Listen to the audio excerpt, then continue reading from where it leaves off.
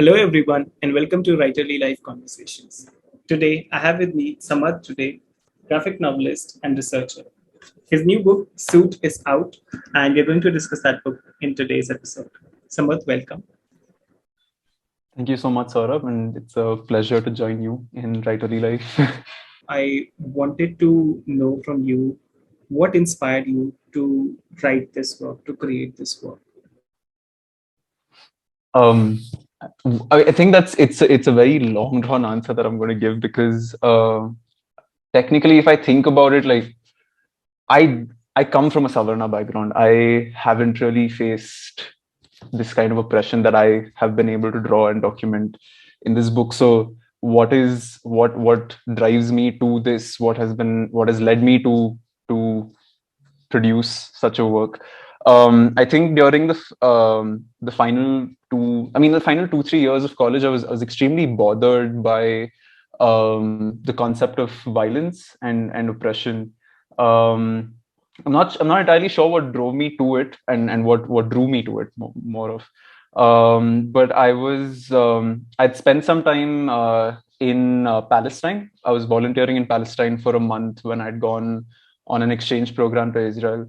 And I think for the first time there's this saying, right, that when you visit another space, the things that are everyday landmarks for people, for the locals, are actually monuments for you, in a sense.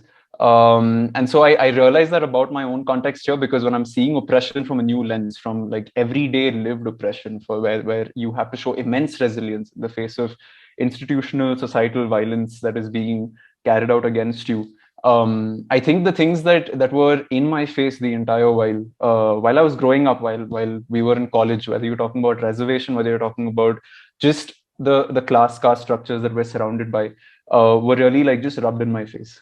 And I think that's mostly the reason that led to that preoccupation with the concept of violence and oppression. So when I came back, I really needed a space to be able to process the entire experience of volunteering in Palestine and witnessing this kind of oppression. And Sudhanva Deshpande, from the Jananatya Manch, was very generous with being able to offer that kind of a space to me. He himself has been to Palestine and has collaborated with the Freedom Theatre in Jenin before this. So he invited me to Mayday Bookstore in Delhi, and he told me to just spend some time there, have some conversation with him.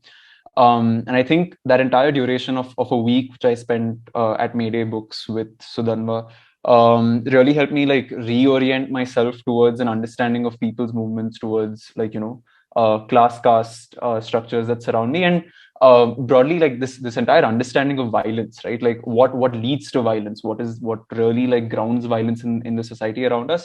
There are mainly like three structures, which I think even Uma Chakravarti talks about it in one of her lectures, but it's mainly class, caste, and patriarchy in the Indian context as a whole.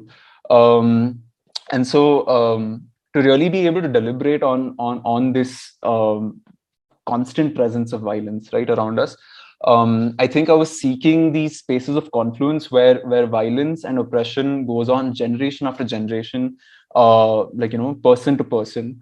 And from the books that we had gone through there, the discussions that we had, it seemed like manual scavenging was one of those spaces that it's just this endless cycle of violence, which, in a way, because it's constantly present around us, it's so rooted in caste and stigma, which is also like it's just latched onto our society, in a sense. And so On another note, I think what drew me to the topic of manual scavenging, as well as something that immediately stood out as one of those spaces of confluence, was one of Sudhara Kolve's photo essays. Sudhara Kolve is a photojournalist based out of Mumbai, and he made a moving photo essay called "In Search of Dignity and Justice," which I think he I'm not sure what years, but it's in the early 2000s that he had documented it. But he spent a year documenting the lives of Safai Karamcharis and manual scavengers in the city of Mumbai. And it's in these stark black and white photographs, which he had displayed in the IIT Bombay campus when I was studying there.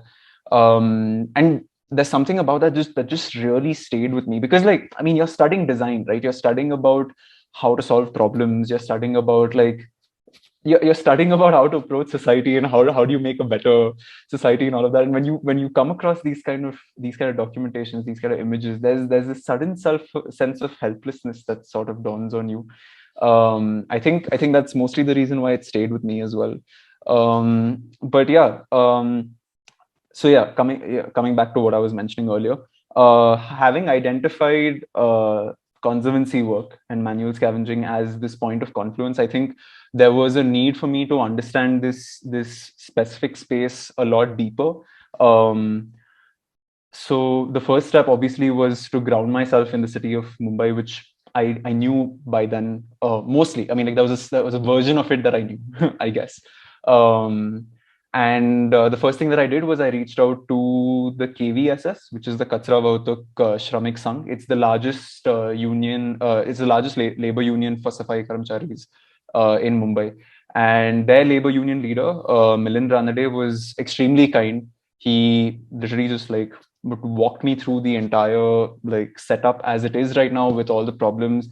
There have been two bills that have been passed by the government to eradicate manual scavenging, and both of them have led to some rather strange manipulations and policies which allow for that practice to still exist in the urban context, because the rural context is an entire mess of its own. I mean, manual scavenging has a very different connotation in the rural context, because it is, I mean, like, of course, it's grounded in power structures, but I think it has a level of complication that far exceeds what we see in the urban context, because within that entire sense of modernization, which, like, as we so-called casteless upper caste people that thrive in these urban centers, there's a certain neglect that we can show to this whole space of conservancy work and manual scavenging. In the rural context, it's definitely worse, and I think there are beautiful documentations of that in the form of films. So there are two really nice films which I could mention right now. One is Nagraj Manjule's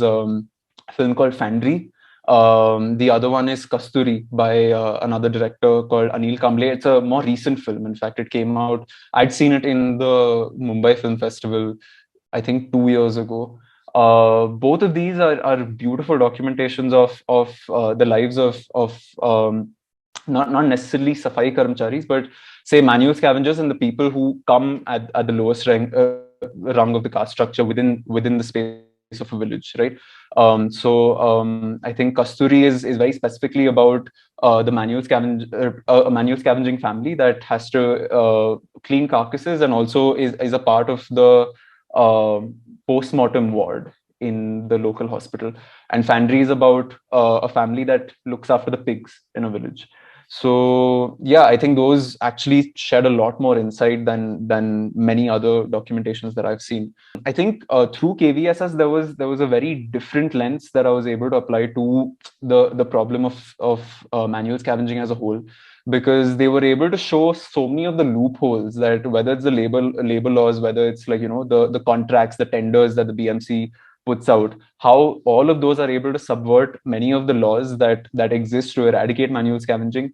On the other hand, also just the very lack of a political will to be able to see this bill through, right? Like, there's no point of a bill being passed if the broader society, if the broader administration and the bureaucracy is not interested in doing it.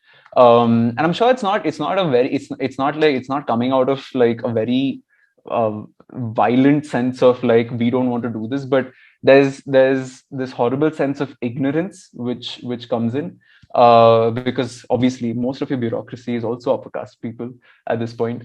What I'm also recounting in a sense is like my first steps towards being able to have like a slightly fuller understanding of the way caste percolates into my life as a whole, because in the creation of Suit, I cannot separate my position and my privilege, and I think that was like the biggest struggle in the production of Suit as well.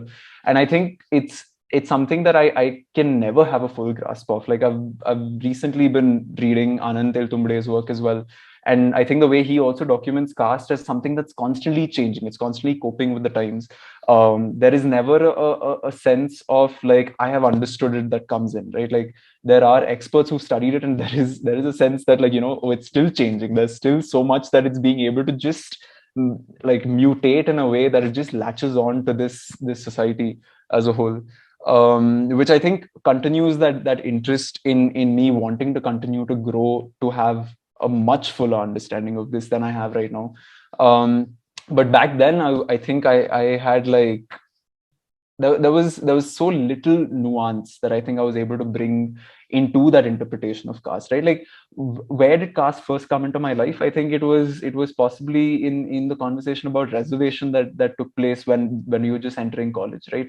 When I mention even in Suit that I come from those so-called casteless upper caste families, I think it's like, of course, it's a sense of privilege that you don't need to talk about caste, because one is that your families seem to be apolitical, which is not the case. They're not apolitical. They're just in a position where they don't need to be politically inclined because they're not really fighting for anything.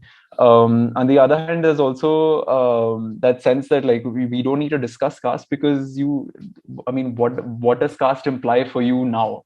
Anyway, is it like, I think it's also the way caste is being interpreted now, is that it lies on the shoulders of most of the, whether it's the scheduled caste, scheduled tribes, the Dalits, Bahujans, Adivasis, the people who are at the receiving end of it don't even fall under the larger like Varna categories, right? So why do we need to talk about it in the first place? So I think my first introduction to caste came very late as a whole. And so when I was taking these first steps, there was so much of a sense of uncertainty as to who am I to really be able to like write about this and put this out. And I think there was a lot of confidence that the people I was working with, whether it's Milind Ranade from the KVSS, whether it's the Safai Karamcharis who he introduced me to later, like the comrades in the field, specifically Mahendra Kamble and the rest of his team who we were working with, there's a lot of confidence that they instilled in me, saying that there is a value to the amount of time and effort that you're investing. And I think what they would see it is as a certain sense of allyship. I will never be able to understand what that extent of pain, trauma, and just absolute like oppression and inhumane spaces that they had to witness. But there is a certain sense of allyship that I could offer, and that's all I can offer, really. And I think it's that sense of positioning came into the entire aspect of how am I trying to see this space of conservancy work. So yeah, creative work is a product of a journey, right? It has to go through a process, so it has to be channelized. So and you must have gone through these of these field work, and you must have seen certain story. You must have heard certain stories, seen certain impacts, have led certain impacts on you. I was wondering what were your takeaways?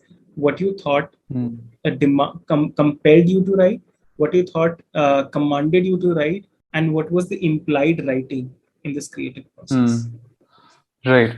That's also another complicated question. There's a lot. As in, I think that's the thing, right? Like if I have to think about who am I to write Suit and why Suit really came out, I don't. It's the same thing, right? Like if I'm asking myself who am I to write Suit, it's not because I don't have a right to write it. I can write it, but do I really have that ownership over this story, over this context? Do I understand it in the first place to be able to talk about it? And I think for the longest time, I don't think I did feel like I had any sense of access to this space or to this narrative as a whole. To the extent that there was a lot of paralysis. And I think it was mostly the experiences in the field with the people who I was able to really speak to, observe, understand from the things that they mentioned, that there was a certain opening up of the need for a story like this to come out. And on the other hand, it's also that like if I have a story that's building in my mind and I keep silent about it, keeping silent is also a political act. So I have the privilege to not tell the story, and so I can keep shut about it. But it just felt like that it was something that had to move out of me into a broader space of interpretation beyond me. um but yeah, I think definitely approaching KVSS was one of those moments that really broke me out of this theoretical understanding that, like, oh, caste plays this way and class plays this way, and then like stigma has its own thing, and a very academic reading of the entire thing, which of course fiction also breaks you out of, because it brings you into an understanding of the emotions, the senses, the smells, the sights, the sounds, the violence. And my approach from the start, I think, or my obsession was not as much with the technicality of the way these things interconnect. It was more about the fact that violence exists, and what is the impact that violence has, and why does that violence exist in the first place, right? What are the faces of violence that exist around me, and how can I be? I mean, how does it interpret itself further? I mean, I think there's a certain sense of violence that can also be seen in the work itself, but what is it amounting to? Is there something beyond that violence that is there a story of hope as well? So I think within those weeks that I'd spent in the field, there was a lot that was able to just break me out of that sense of paralysis. One was just witnessing the work itself, right? Like, if you have to sit inside one of those garbage trucks, where there's like, usually if you see like the build of that truck, there's like enough space for say 3 people to sit comfortably. You have 7 people crammed in with, like, whatever tools they have, all of that, and they're just moving place to place, blazing sun, right? Like, they're probably doing these rounds in the ME squad around 11 o'clock, so everyone's just sweating it out. There's so much of the body that's involved, and the body is also then further involved in that exclusion, in that sense of pollution, in that sense of exclusion, right? But the body is the first thing that I feel is involved in this process of experience, and that extends itself to the fact that when this body, without any sense of protection, right, is involving itself with filth. Some of the workers that I'd witnessed in the field had to use plastic chip bags, like the wafer bags, like the plastic ones, to be able to just prevent that filth from touching their hands. Because if it does touch their hands, then their hands smell for the next week, 2 weeks. They're not able to get the smell out. The first thing they do when they come back to like the main center, where they usually just mention that they've attended duty for that day, is there's a small washroom where, like, there's just a tap. You clean your tools, you clean your hands, all of that. There's a bar of soap that's shared between everyone. I think each of those instances of me as an outsider witnessing these things and knowing that I'm just going to go back to my room, just be able to, like, figure out what's happening. That immense sense of divide was one of the first things that actually like drew me towards wanting to like actively work on it, because even through the work I can't be one of them. But it's also, these lives are so hidden to the extent that there is no scope for imagination to come in. There is no scope for like, me to say that this protagonist will have a story that is beyond their own miseries, that is beyond their own, like, and if there are stories like that, it's beautiful, and it's great that we need more stories like that to be able to just, like, get us out of this acceptance that this is how these lives are, and this is how these lives are going to be. Which I think, which is also what I was hoping for my work to do, because there's beautiful documentations of the existing lived realities, and these come from more genuine sources who themselves have faced this kind of discrimination. Whether it's Sudhara Kove's work, whether it's M. Palani Kumar, who also worked on the documentary film Kakus, which is about the lives of manual scavengers in Tamil Nadu. Many of these works come from, like, I mean, and they document lived realities, which I feel like I didn't have access to. But which is, I think, yeah, the entire act after that was to create some sense of hope, some sense of a possibility beyond this existing turmoil, this existing churn, without making it like so far, I mean, so out of your reach that it becomes almost laughable, that, like, there's so much hope in this that this is not possible at all. Which is why I think also the setting of Suit is such that, like, there is a change brought in, but living conditions, all of that, like material conditions are what change, but like overall social conditions remain the same. I think that's where I wanted to locate the story, because it suddenly brings out that absence of our vision to it. Another piece that really inspired me during this process of churn that happened towards the production of Suit at that point was this short story by Isaac Asimov. He's he's a famous science fiction writer, actually. So there's a short story by him called Strikebreaker. And in Strikebreaker, the story is essentially about this planet where um, everything is great, and like things are beautiful, and like, the entire society is like, at the forefront of everything. But um, they, like, when one of these researchers lands on the planet, there's a sense of disturbance, and the reason being is that the sewers are overfilled, and the person who's in charge of managing the sewers is on strike. The entire context of that being, this family of people who manage the sewers are given all the privileges in the world, the best education, everything else, but they're cut off from society. They're ostracized to the extent that they're not allowed to interact with anyone else. So although their material conditions are, they have everything, like they have everything that they could ask for and all the comforts possible, the way that the way the character explains is that I'd rather have my child be able to interact freely with another set of children than have to have this life of isolation with all the riches in the world. I think that somewhere also helped me position what my story was trying to move towards. It was a story where nothing really changes, but it is a story of the future, which is a difficult position to hold, because you don't know what to tell. What is the story that you're trying to tell then? But yeah, I think that's where it came from. I think there was an immense internal churn, mostly because like you suddenly come to a realization where like so much of the way your life has been structured, which you pretty much navigated because you were like, yeah, this is how it is and this is fine. You realize how much of that is built on, I mean, like, on whose backs is that built? What is that historical privilege that you're carrying? These are things that I think I've never had to address, because weirdly enough, my grandfather also, he's immensely, like, a huge fan of Ambedkar and constantly talks about Ambedkar. But I think the way he interpreted what Ambedkar had said, or like his entire movement was with the aspect that I will do away with my caste to the extent that we just don't talk about it. So even though I come from an upper caste Brahmin setting, we never had the rituals at home that marked my caste. So whether it's having my ears pierced, whether it's like the thread ceremony, none of that was done, because my grandfather was just like, this is not happening at home. But what happened in that process was also that there was so much of a distance from that identity, right? That there was no need for me to understand what am I missing in my life, like what is that missing block. Like, if other people are concerned about their caste, I was always like, yeah, I don't really have a caste.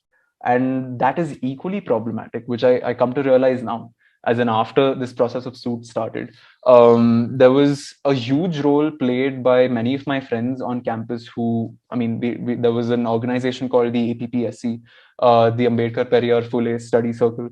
And I think one of the aspects that they really tried covering, like really tried bridging, was that aspect of the personal and the political, right? What are those everyday acts, the everyday things that you miss out on, which link to the political, especially for Savarna folk, right? Because it's not like, I mean, like, it's not like everyone's questioning you on what you're saying, what you're doing, but everything you say, that space you hold, that the amount of weight you hold in that room around you, whether it's a small class, whether it's a large lecture, whether it's society as a whole, whether it's the political spectrum as a whole, if you aren't able to account for that space that you hold, you aren't able to understand what the implications of every word you say are, right? And every word you say has an implication, like, everything, you're always scarring someone, you're always hurting someone without realizing it. And I think one of the aspects that I really took away from as against what I think I'd grown up with was when one of my friends within that study group said that to be able to annihilate caste, we need to first talk about caste. And it just literally changed my perspective towards like the way I think my family had approached caste for the longest time, that these things need to be spoken about. You need to be able to take that weight away. I mean, like, who are the people of caste today? It's not the people who are of caste privilege. It is your Dalit, Bahujan, Adivasi communities who hold the weight of caste, and that is extremely unfair, because you cannot annihilate or change the political uh, what's it called, scale, without being able to have everyone acknowledge the fact that these caste privileges exist. And it's mostly, you're talking about urban spaces where, like, your modern savvy like upper caste folk feel like, yeah, it's fine, like, we can live in our own caste bubbles, and it's great. We run the gentle quota or whatever that is. I think on a more internal process, it was also that relationship with, say, my own family, my religion, which I think I back then was Hinduism, which there was always a lack of association with Hinduism for the longest time. But to be able to really critically question the things that I'd been raised on, right? Like, what what are these mantras? What are these stotras? What are these things that you're making me say, without having any scope of being able to question these things? I think Ambedkar was crucial in me being able to approach these conversations at home, right? For me to be able to understand that just because I've been born into this religion doesn't mean that I have to subscribe to it for the rest of my life. And there was a slow distancing from that, but then that also brings about the question that, like, when you distance yourself from your religion, then what are the impacts it has on your family? What are the impacts it has on everything else around you? Like, you still carry that surname. Like, what about that? What about your surname? And somewhere, like, it's also every aspect of that is then being like questioned when I'm creating this book, that I choose to not put my surname in this, but then it's not I hold an equal responsibility to then have to acknowledge my own privilege every time I talk about my book. Because if I'm not acknowledging it in the title, just to create a space that the reader doesn't approach it as, oh, this Savarna author came and wrote this book, there is also an equal responsibility for me to be able to very categorically mention what these privileges are, what implications they had on the creation of this work, all of that. I think another question that I think I had to ask myself was, why did I have to write this entire thing in first person, right? Um, what drove me to take up that mantle, or take up that position of Vikas and narrate it out piece by piece? I think for me, the entire while that initially I was going through the process, there was a very easy othering that took place, because it happened both ways. That I was always the outsider, and the people I was observing was always they. And I think that bothered me when it came to the act of storytelling, because without me being able to express this oppression that my character faces within their experience of living in Mumbai, I won't be able to create like a story that holds itself together, because you're processing extremely personal experiences, whether it's of his father, whether it's his expectations of what life his daughter would have. um, and that also became an immense weight for me to carry, that I wrote the entire suit in first person. And regardless how much I think about it right now, there's no other way I would have been able to write it within like in this manner, if I had to write it, say, in third person. And so I think in every aspect of crafting suit out, there was a lot of like thinking, a lot of like figuring key, where do I position myself, how do I say this, how do I whatever, which in fact I right now I feel like there's a lot I need to step back from and be able to learn right now, regarding like what others feel about this work, what maybe even I come to feel after going through like say other people's works who've also written about similar topics. um and yeah, I think there's a need for me to just be able to take a breath, where I don't have to take, I mean, like, and it is a topic that I would inevitably have to take that weight in the act of storytelling. But I'm actually keen on being able to take a step away from this level of intensity in the process of storytelling. So yeah, I think that internal churn is still going on, and there's been no clarity that's emerged. But I'm hoping to be able to take some time out to be able to really understand the full impact that it's had on my life. as of now. I meant to ask because you're a design student, was it intrinsic that you work your way out with the story in terms of design, or So where was did the it story because come from? your Yeah. experience was graphic that you wanted to Yeah. exact imagery Yeah. into this work? Yeah, because I mean, of course, when you say that this was an outcome of say design school, the first thing you would say is that yeah, this was supposed to be a project or kar diya project, matlab, like he had to make something, so he made it. Um, the way I think that entire approach to doing projects went across.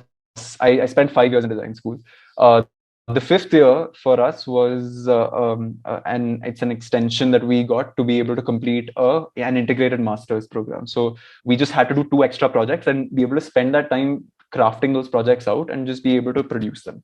That was the intention, so that it's like some sort of like a solidification of the things that we had been through in those 4 years. Um, Within that, at the end of my 4th year, when I was moving into this 5th year of, say, project work and production, was the entire experience with Palestine and then coming back and spending time in May Day and all of that. And with that additional association with the political organization on campus, I think the entire agenda of being able to write or to be able to create a story changed from really trying to meet like an objective and more about trying to find. I think it was a huge attempt to try finding my own position in this, right? Because throughout design school, you're told about the existence of a problem and of a viewer and of an audience, and you usually try figuring the work that you do in the best way possible to be able to meet all the needs, like whether it's the needs of the faculty, your own personal needs, the needs of the viewer. There's a lot of considerations that you have to constantly keep in mind, and I think I was really done with that by the end of that, because it felt like those were very shallow considerations as against the larger churn of like of the world outside, whether you're talking about a political churn, whether you're talking about a social churn. I mean, everything's connected in that sense.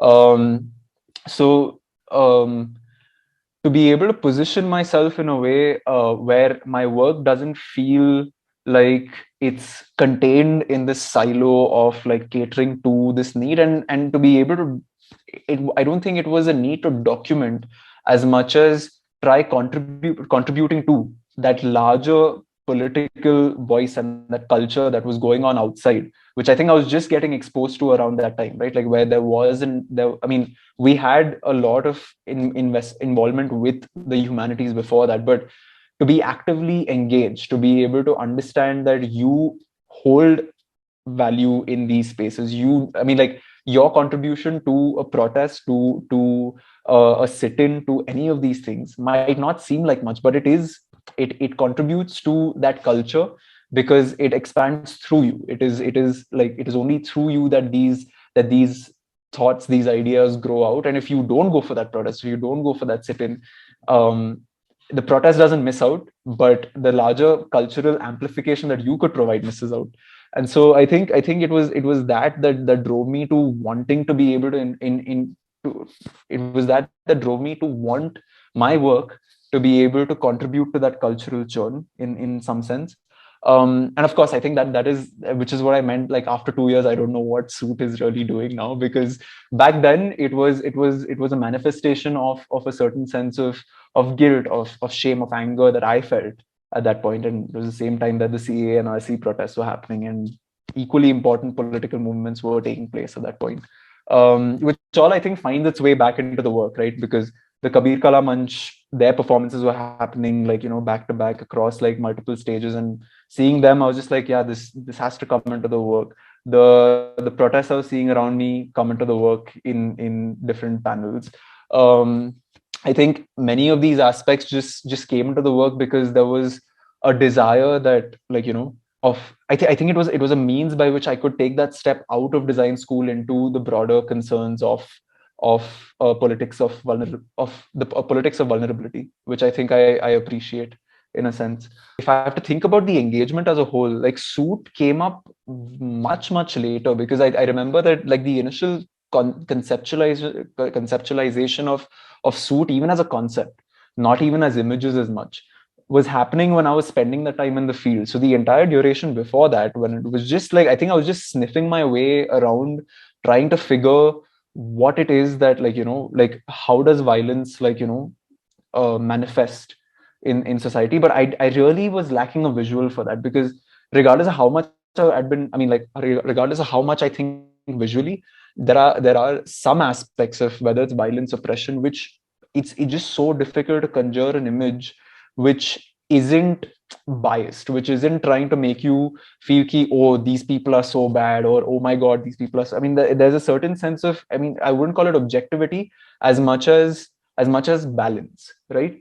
There's a certain balance with which you can approach a visual of violence or oppression, which says that this is trash and it shouldn't be this way, but it's also not going to change immediately. So what is that sense of dialectical, which I feel I really hoped Suit would be able to capture, in the sense that things change, but things change slowly, and there is a back and forth, but there is a need to move out of stagnation. Is mostly, I think, also when I was thinking about my visuals, it didn't come immediately, because there was an immense sense of stagnation in the way I was able to picture these things as a whole, right?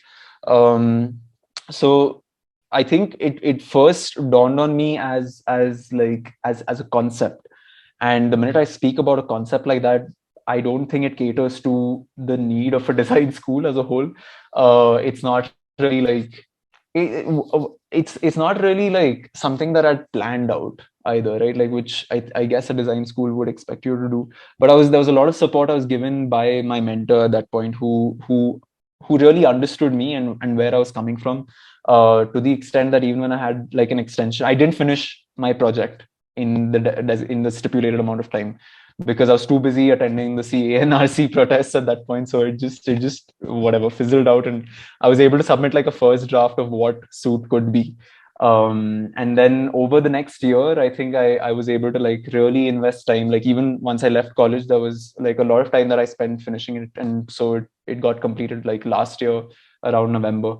Um, so yeah, I mean, even though it started in design school as a process, I think, like, regardless of how those images came, the need was not to cater to like the need of that project, or like the need of like grades or whatever.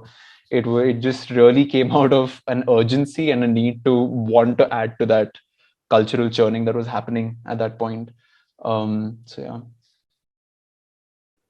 Begin this with this question: does anyone know how people die in servers? Yeah. I was in this image of a person garlanded, the photograph portrait. I was wondering uh, where did you start with this image, that this would be a powerful image to proceed with the story, and then you have this workshop setting wherein this person is Hmm. asking, how do Yeah. people die, and this person said that because they have no safety equipments, and that person says, Yeah. I'm not asking you why, I'm asking you how they die. Yeah. So I was wondering what compelled you to begin the way you begin the story with, and how you ended this story, because now, because I was seeing the connection between the beginning and the end. The beginning said that Hmm. how they die, and that's exactly where it leaves you towards the end, even though the story is in the future setting, even though Yeah. now that we have suit safety equipments are there, there's reasonable amount of dignity in labor, and they have monetary concerns are addressed because they have a government job now. And the question that Vikas only has towards the end is, how will my family remember it? Yeah. So it just kind of circles back to the same question. Yeah. Yeah.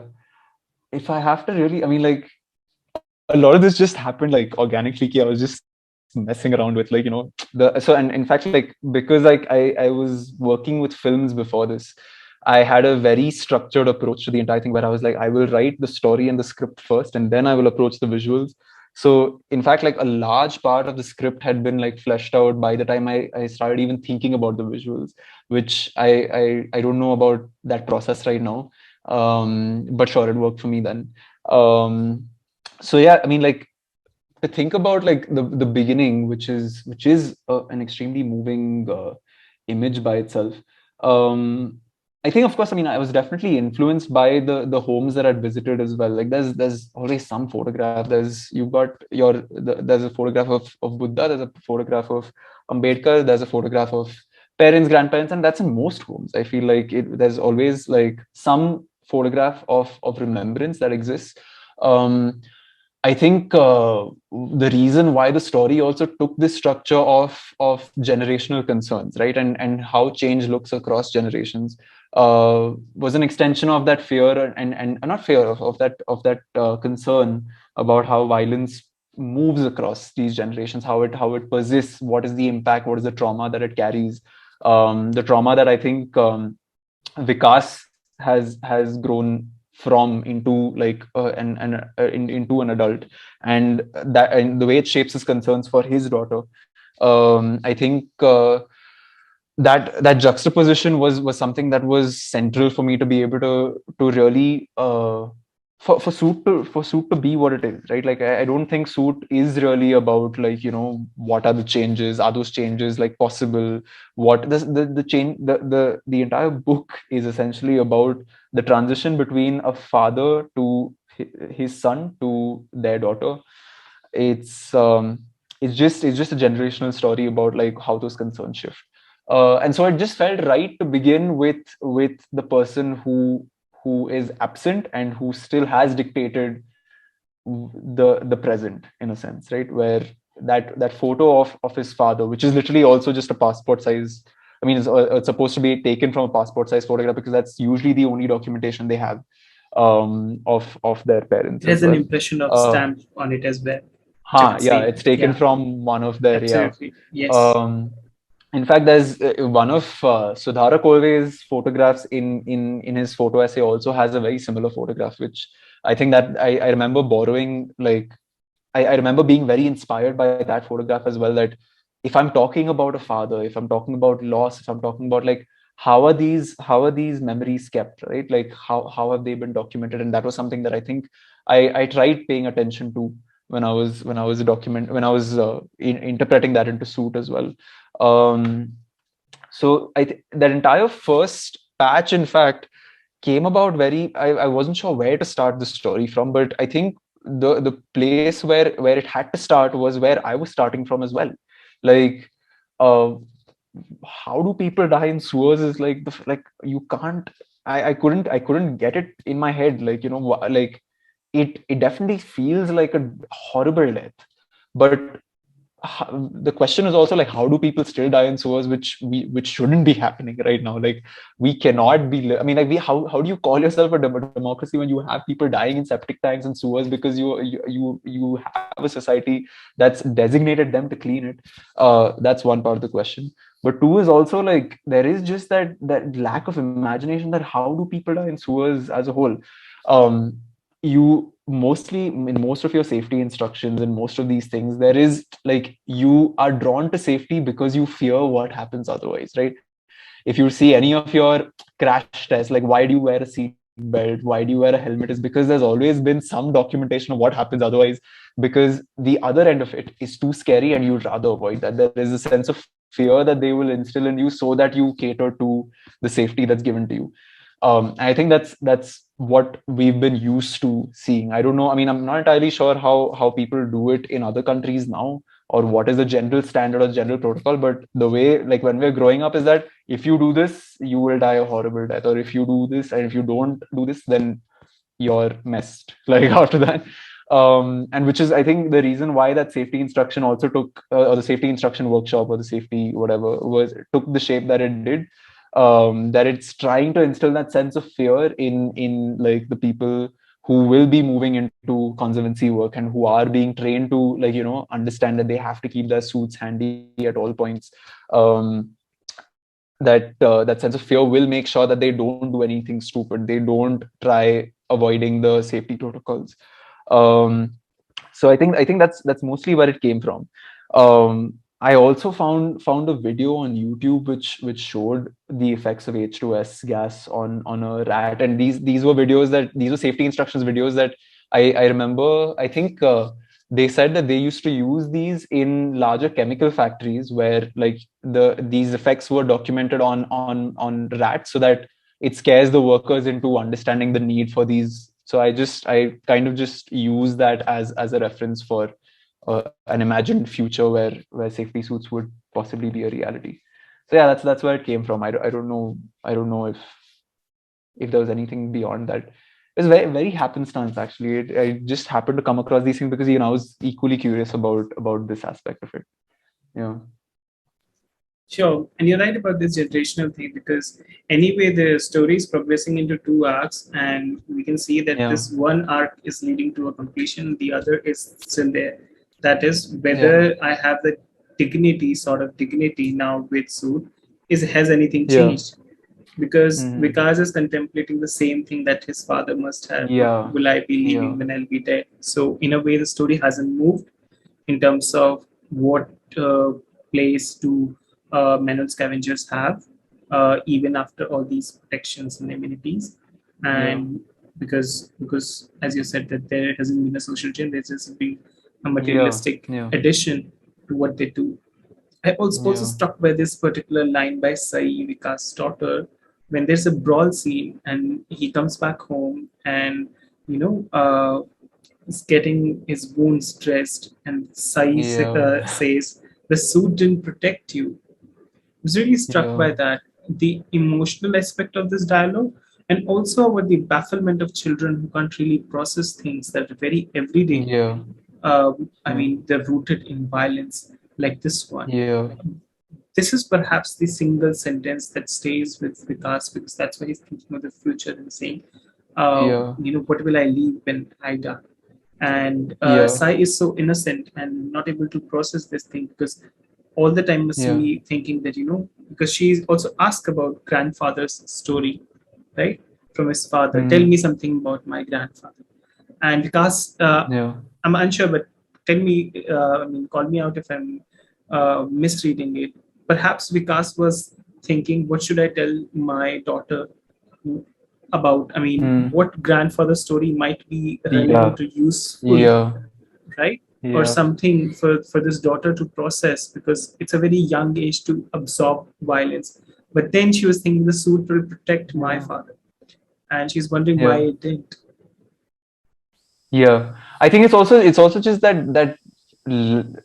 the presence and absence of imagination, right? Like, if I have to think about the way Vikas has tried raising Saee, um, I definitely feel like he has been a dutiful father who's really tried protecting her from several aspects of violence that surround him every day, and which is what bothers him, right? Like, it's not like he's unused to that sense of violence from having been from childhood in that sense. But I think there's been a responsibility he's shown because of a change in material conditions, because of a change that he's seen in the society around him, to have that sense of hope that my daughter will not have to see this kind of violence that I've grown up around. And which is why I think, I mean, that sense of imagination also, I mean, for him, that aspect of imagination is very different from say Saee, who's not really been exposed to these things. And so there's a much vaster sense of, like, that I think, that imagination that comes in with innocence, right? That there's a much freer acceptance of things. There's a much, like, there's a much looser, like, interpretation where, like, things happen, like, there's a certain freedom with which she navigates the world. She must have been told, I think, right? She must have been told, right? Now suit is there for your father to be protected I from. guess so. I mean, it's also that, like, I'm sure she's children aren't held away from those realities, especially when you're living in these conditions. Like, there's a lot of documentation. In fact, I recently read a book by Gogu Shyamala. It's a collection of her short stories. I'm guessing must have, but yeah, father may be an elephant and mother only a small basket, but um, it's a beautiful collection of short stories by her, where, I mean, some of them are drawn from her own lived experience, some of them from like, the experiences of the village setting that she grew up in. But um, time and again in many of these stories and other documentations of in fiction, basically, there's an understanding that children aren't separated from these conversations, from these present material realities that they face, from that violence that exists within these spaces as well, right? And which is what even Vikas is shown to have experienced, that there has been violence that he's been exposed to. There has been, like, that there have been spaces where he's been, say, traumatized or hurt or like abused in a sense. And Saee has not had to go through those same experiences, but she's equally like involved in those conversations that are happening around her. For Vikas to have been involved in this job right from the start, as having a suit right from the start, there's an understanding that her dad is involved in some work, but that suit is always going to keep him safe. It's something that is always with him. It's something that, I mean, I'm guessing that anything that we see, like, whether it's like, say, if my dad has a motorcycle and he wears a helmet and gear all the time, there's an understanding that these things keep my dad safe. So I guess having been like raised in a setting where she sees this object as something that protects her father, there's an extension into understanding that it'll protect him from anything. Like, there's no chance that my dad will die, which is an easy interpretation for a child to have, and I think that also then throws like us off guard when she says that. I think when I wrote that page as well, there was a certain sense that I need to take a pause here, because I don't know what happened here. But it just throws so many overlaps, right? Like, and which catch me off guard even now when the whole conversation about the caste census came up, about reservation as a whole. Like, I was just thinking about the interpretation of suit in my head, which never happened before, as what reservation does, as that sense of protection, which sometimes doesn't really work. It's just not enough, because it's always abused. It's always like, there's always corners cut. There's an interpretation of that identity of reservation which totally subverts, I mean, like, the need for representation. It's always seen as something that, like, it's all merit oriented, but that need for representation is never seen. And I don't know, like, there's so many ways in which that suit can be seen, because there's always a need for protection for communities, specifically the Dalit, Bahujan, Adivasi communities, for the need of representation, for the need of, like, agency as a whole. And it's always subverted. There's always a sense of like, whether it's stigma, whether it's like, identity politics, that always cuts through and totally does away, or like, yeah, totally does away with the need for that level of protection that exists. So yeah, I think moments like that also catch me off guard, because I'm just like, shit, I never thought about this interpretation of it.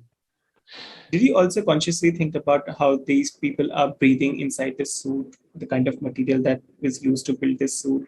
And I could see that there were some references to, there must be a connection towards this thing. They must be getting their oxygen supply from, or they could be called back whenever they feel, and they could communicate with. What do you have to say about that? I thought about the aspect of the suit. There was also this freedom that I gave myself, that technology will figure itself by then. I just need to be able to like, because if I had to obsess myself with like being able to have the suit technically correct, right?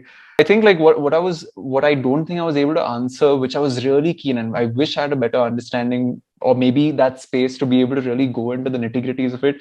But regarding the material that the suit is made of, like, why is it structured in a certain way, all of that. But regarding the aspect of oxygen, like that was one of the things that did come up when I was thinking about it. And it's also like, it adds to that second question, that why have I not shown them entering a sewer after those first 3 pages, right?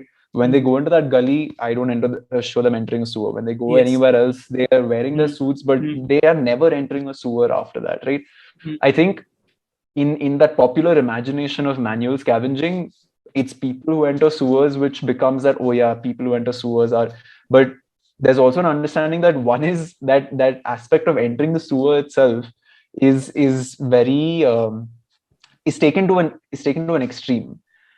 Manual scavenging exists at every level before that, whether you're cleaning dry latrines, whether you're cleaning your usual toilets, whether you're cleaning like, the railway tracks, whether you're cleaning open nalas, canals, every aspect of that is manual scavenging. And so there was a need for me to be able to differentiate between those, but also knowing that the suit has to be compatible with each aspect of manual scavenging or conservancy work that comes in. So, I mean, like, what I mentioned, that I don't think I was able to explain these things or go into that detail of being able to do it. But there was a need for me to show it, definitely, because it didn't fit right if I didn't show it. Yeah, which, I mean, I think that's actually would have been really interesting if I was able to figure that. And considering that I was in a space like IIT Bombay, definitely like I could have. But I think like the way I went about it was also just be able to create those spaces where things like I without explaining it, to be able to make it sense in my head, or make sense of that technology or that logic in my head, was enough to keep the characters alive, I feel. Because like the characters are breathing in my head, and if I'm not able to create an ecosystem within that for them to be able to like navigate that in the first place, I'm killing them at every moment. Like I'm really killing them at every moment. So I mean, I think in the first couple of pages, if you see like out here, like these ones, there's like a small pipe that descends and attaches itself to Vikas's Yes. neck. I'm not sure. So that hole there is what I'd seen as like the breathing vent, and which is why even later where Pawar comes in and he is checking the emergency system, they are clearing out that. So there's like this small passage where after he wears his mask, he This clears one, out that right? vent. The second page as well. The second page is where it's like the Yeah, pipe you is can shown see to be it. Yeah, fitted. yeah. Yeah, so you can And also this see it one. in this out here. Yeah, you can see the Yes, pipe this. fitting there. So that was one. But it's And also like I in was the just thinking Pawar that, one, so in the basically the Pawar one, Pawar. he's clearing out that air vent in a sense where, like, after you wear your mask, he opens it up so that there's like that it becomes a breather tube in a sense. Like, because if your zip is shut at all points, I imagined this as being that filter of sorts on the side, which also connects to your I also see it here uh, on page 19. on page 19. Yeah, I mean it's there everywhere. Yeah, Yeah. it's there in this image as well. Yeah. I'm not Yeah. I'm So I not sure mean, what it is doing. I'm not sure either. I feel like somewhere there was a lot of like You were my convinced, right? Were imagination. you convinced that technology may figure it out? I'm keen on the storytelling I part. was, yeah, literally. I think what I was more focused on was that the characters need to feel comfortable when they are in these spaces. And I think in my imagination, I was like, yeah, the material will figure itself out by then, and that infrastructure will do it. But it was also based off so interestingly. The suit is also borrowed from existing technologies that already exist, right? So there is a safety suit that in fact has been implemented in I think some place in Mexico. I could send you a reference to that article later. But it's a very similar safety suit where there is a pipe that is connected for them to be able to access oxygen. There is like, it's completely like sealed. There is nothing that enters. They have a full face mask. They are able to like, whatever. And it's usually, I think, to clear out the stormwater drains, but the people who enter are it's not a sewer exactly, but they are able to enter knowing that their bodies are safe. um, and I think that so that the technology was mostly borrowed from there. So there's an understanding that it needs to be completely sealed. It needs to be able to like, have a connection so that like, in case they need oxygen, in case they need anything else, they have a facility for that. In my head there was also a need for some means of communicating, so whether it's like that emergency system or whatever, that in case there's something that you just beep it and you're like hauled back up, like there's so I mean those, it was just an extension of what could possibly exist today into tomorrow. So I think the leeway that I took was that, yeah, I don't need to really understand what the materials could be. I'm sure it'll figure itself out. I don't necessarily need to understand the cost of implementing these things. I'm sure the government will figure it by then. Many aspects like this which I really overlooked in the larger need of meeting the story in that sense. But yeah, I mean, I'm glad you asked that, because like I think like even when you asked that, I was like, yeah, I thought about this, and I remember very consciously adding that because the characters would die otherwise. Like, I need these characters to be comfortable, to be alive, and to be safe. And my last question So is, what would you have done differently? Uh, with the benefit of hindsight, what you would have done differently? yeah, And if I may ask, what are you looking forward to? what am I looking forward to after this? Okay. So what would I have done differently? I think like a lot of the decisions that were taken, like just for context, I stopped working on Suit, I think around 2020 December. because I'd finished that sprint of the project and I had to move to another project. And so there was a 3 or 4 month gap where I was thinking over Suit, trying to figure out what it was. And I didn't look at Suit at all. And then I came back to it. And there was this sudden sense of appreciation for the very, like, for the decisions that were taken within that span of time, right? Like regarding some aspects of the story, some aspects of the concept, which of course found a lot more flesh later. And that appreciation also helped me like change track regarding some of the ways in which I had approached these aspects, because every couple of months there was a growth that I was facing at that point, where I was growing into a deeper, richer understanding of caste and the way it plays out, of people's movements and the impact they have, of like class structures, patriarchy, all of these things, which of course then influenced like the way the characters were breathing, the way the setting in which they were breathing was playing out. So I think if I have to think about it now as to what would I have done differently regarding the story, the context, the characters, the tone, the setting, my position in it, I don't think I would want to change much, because a lot of it grew in a way that, I mean, like, it's like, I guess I would have felt like I would have wanted to change something in a project that happened in a short span of time and came out of a version of myself that stayed constant throughout that process, whereas Suit came out in a way that version of myself was constantly growing to the extent that it's reached who I am today. And there's a certain respect that I have for the way Suit has grown, that I don't think I would want to change much in these things which ground it, but in the manner of storytelling, I feel definitely if I was able to plan a little better, maybe to be able to expand it, to be able to like make it slightly longer. I think it's a heavy topic. Two is it's so packed with information throughout, right? Like every page is something happening that I really miss moments of silence. And literally that was very deliberately why those two pages where he sits down with Saee and just like literally reads to her. There's a image of this one, Lakshmi cooking in the kitchen and calling them, and they've passed her. This just a moment of silence where he can be at home, where he can be in a space that he finds safe. I wish there were more spaces like this, because he has spaces like that which are accessible to him, whether it's with his friends, whether it's like with his family, Everything whether was it's making like, him human. In those yeah, moments, exactly. everything was making him a human. Yeah, and I wish I was able to add more moments like that. Like I think if I had a chance to add anything more to Suit, I think I would just expand on those moments where like there is something that motivates him to continue doing what he's doing, to that like give him a reason to move forward, that like ground him in a sense, that just fill his life with joy, that he's able to laugh, he's able to enjoy, he's able to, and those things like what you said that make him human, us feel like are very like just they're sprinkled in the book right now. I think that's what I would have liked to do. What I'm looking forward to next, as I mentioned earlier, I just a breather from this very agenda oriented storytelling, where I think the way I approached Suit was with an expectation that I want to be able to do this, and of course that changed over time, but there was a certain agenda with which Suit came out, right?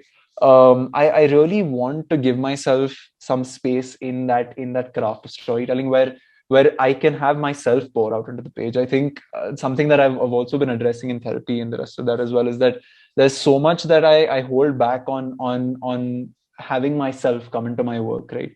Where it's much easier for me to look at something else and be like, this is how I see it, and now I'm going to interpret that into pages, into comics, and which comes out like as something that I really appreciate and I cherish.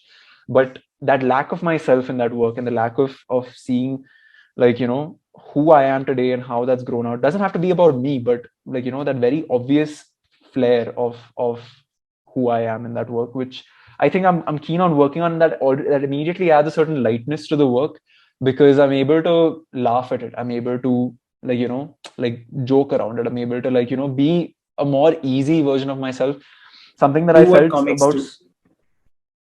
I Do what guess so. comics do. And yeah, maybe that. I guess it's that, because I think something about Suit that of course came out of a need of it being that way was a very stiff approach to storytelling, which like even though the panels do become dynamic at many stages, I think the way that the dialogues are, the way, like, the representation is, it's still, I think it's very stiff, which I don't necessarily see as something I want to push forward into all of the other work that I'm hoping to do after this. And so I think what I'm looking forward to is some space and time for me to be able to just mess around with, like, the format, which I think I'm already doing a little within my own experiments, where I think even on Instagram, if you'd seen some of the comics, it's just about, like, it's not really amounting to much. It's just like sequences of images of, whether it's moments of silence, moments of frustration, moments of whatever else. It's not really, like, it's not trying to do too much. It's just able to capture a certain feeling, a certain moment within those 4 panels. So that's something that I'm definitely looking forward to. Yeah. That's great. Wish you all the best, and thank you so much for Thank your you time. so much, Saurabh.